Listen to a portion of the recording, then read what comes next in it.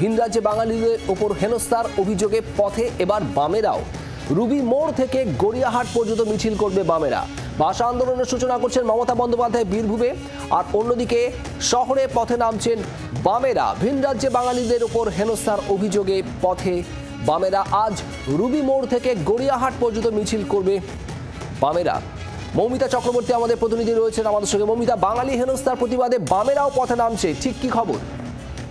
দেখো, আজকে বামফ্রন্টের তরফ থেকে মিছিলের ডাক দেওয়া হয়েছে এবং মূলত সিপিআইএম এর উদ্যোগে আজকের এই মিছিল, যেখানে তারাও বাংলা ভাষায় কথা বলা লোকজনের ওপর ভিন রাজ্যে আক্রমণ হচ্ছে, তারা হয়রানির শিকার হচ্ছেন এবং পরিযায়ী শ্রমিকরা বেশি করে অত্যাচার হয়রানির শিকার, এই অভিযোগ সামনে এনে মোহাম্মদ সেলিম, সুজন চক্রবর্তীরা আজ পথে নামছেন।